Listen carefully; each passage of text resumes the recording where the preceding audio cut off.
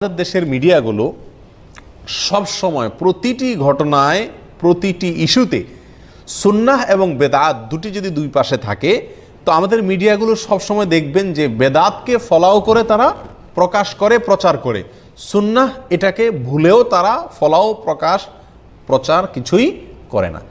ধরুন আমাদের দেশে আশুরাকে কেন্দ্র করে সারা দেশে মুসলমানরা রোজা রাখে নবী সাল্লাল্লাহু আলাইহি ওয়াসাল্লামের নির্দেশ পালন করতে গিয়ে। এই রোজা রাখা মানুষের পরিমাণ সংখ্যা কি পরিমাণ বলেন? লক্ষ লক্ষ লোক না?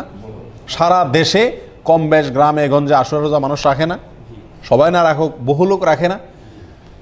সেই তুলনায় তাজিয়া মিছিলে কয়টা লোক বের হয়?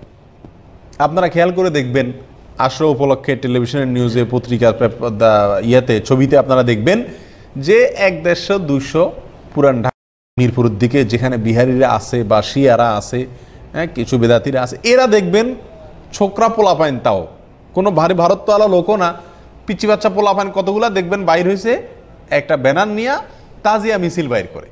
এই তাজিয়া মিছিল অংশগ্রহণ এই মিছিলে করে 150-200-250 লোক, এর বেশি লোক কি করে না এখানে অংশগ্রহণ করে না। প্রিয় ভাইরা, 150-200 লোকের তাজিয়া মিছিল, একটা বা দুইটা বা 2-4টা তাজিয়া মিছিল বের হয় সারা দেশে, সব মিলে 1000 লোক হবে না। লাল ড্যাগে আপনার কাপড় পেঁচায় চান্দা তুলে ভাগযোগ করে খায়, খিচুড়ি রান্ধে খায়। নবী সাল্লাল্লাহু আলাইহি ওয়াসাল্লাম এদিন রোজা রাখতে বলছে, ওরা খিচুড়ি পাকে আরো বেশি খায়।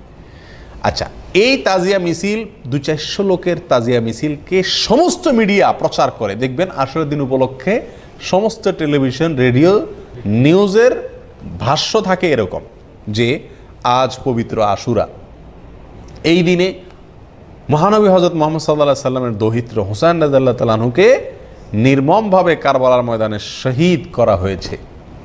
আর এই উপলক্ষে রাজধানী ঢাকা সহ বিভিন্ন জায়গায় তাজিয়া মিছিল বের করা হয়েছে। এই হলো সংবাদের মোট গদ। আপনারা দেখেন এই হালকা পাতলা এদিক সেদিক হবে, এই সংবাদই সারাদিন প্রচার হবে।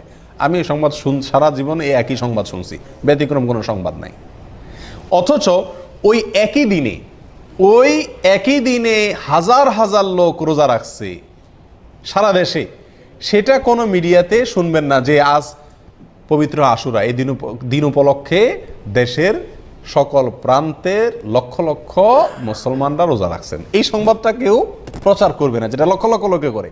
কিন্তু ওই কয়েকশো লোকে করছে, ওইটাকে দেখবেন সব মিডিয়াতে কি করে? প্রচার করে। অর্থাৎ সুন্নাহর কোনো প্রচার প্রসার নাই, আছে কিসের প্রচার? বেদাতের প্রচার। আর এই জন্যই আমরা সুন্নাহ সম্পর্কে জানি না, বেদাত সম্পর্কে জানি।